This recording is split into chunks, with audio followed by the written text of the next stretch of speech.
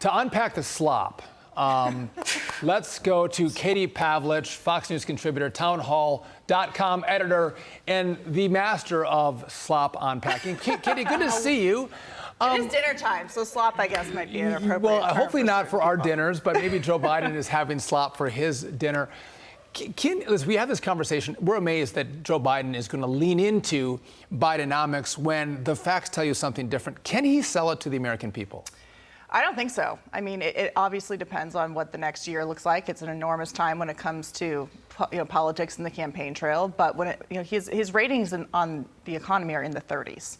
And they keep acting like they fixed this problem of inflation by saying it's gone down. But actually, the price of things is still the same. It's just that they haven't gone up even further.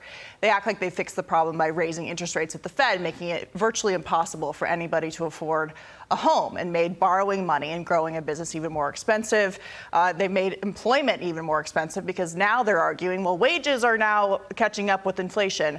Well, no, employers have less money to pay people and fewer people are buying their products. So they're trying to sell it. It's always a tough sell for any politician to tell people they should feel a certain way when reality in their homes across the country is very different when they get home from work every day. But he is doing this, and he's in Arizona and Utah this week trying to sell the Inflation Reduction Act, which actually caused more inflation and did not reduce inflation. It was a big green handout to climate change groups.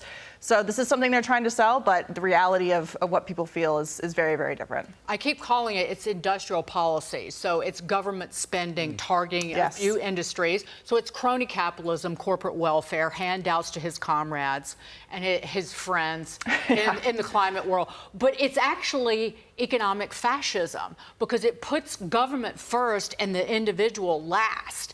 And it will be interesting to see if they actually realize that people will wake up to what he's doing in terms of policy. Well, they're trying to spin the PR away from the consequences of over-government spending, which has made everything more expensive, whether it's getting a home loan or just buying everyday goods. And they can't run away from that. And it's so interesting to watch all of these big projects and spending bills that were sent out of Washington.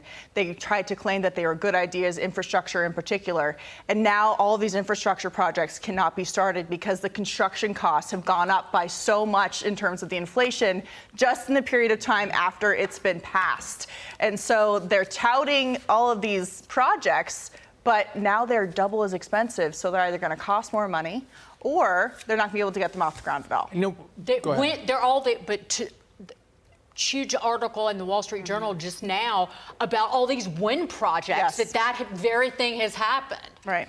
Yeah, because government spending is so stupid. You can't unravel it, and this is why there were so many Republicans who voted against it. Well, and we talk about interest rates and as it relates to home ownership, but also people buy a lot of cars. Right. And cars are already expensive, and they're getting more expensive because those rates have gone up. I want to talk to you about something else near and dear to your heart as an Arizona girl. Because if you're thinking about retiring in the Sun Belt, well, the New York Times says you better think twice. So why? You guessed it, climate change. The paper says in a new piece, quote, as climate change sends summer temperatures soaring, older people are increasingly vulnerable to heat-related illness in places like your home city, Phoenix. So, Katie, I find this interesting. Prices are going up, but it's because they're attacking energy in our air conditioners. Right. And so, it could be a risky place to live because of their policies. But how many heat-related problems and injuries and deaths do you think we're going to have when people don't have air conditioning? Yes. I mean, they act like these things are the problem when they actually help humans live a decent life and in climates that oftentimes change. And quite frankly, Phoenix in the summer is hot. Yes. It is hot there. And when you're measuring the temperature from the tarmac at Sky Harbor Airport in the concrete, it's going to be hot.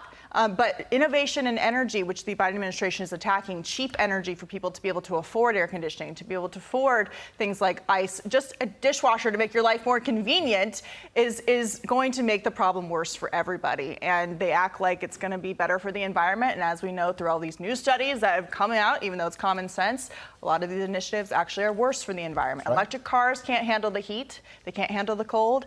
And they're toxic waste once you get rid of them. And when you mentioned the windmills, building those, they don't last for very long. What are you going to do with all the waste there, all the plastic? Killing whales, too. And not to mention the killing of the whales. Yep. So and it is summertime, everyone. It gets hot. So the New York Times loves scaring the bejesus out of older people. And these projects are destroying our deserts. Yeah, they these, are. These, yeah, it's horrible. These delicate ecosystems. Yeah, it's just exactly. tragic. Yeah, great to see you. Not so Great much to see you. environmentalists after all, as No. we know. Katie Pavlich, Good to see thank you you. guys. Thank you Appreciate so it. much. Have a good one.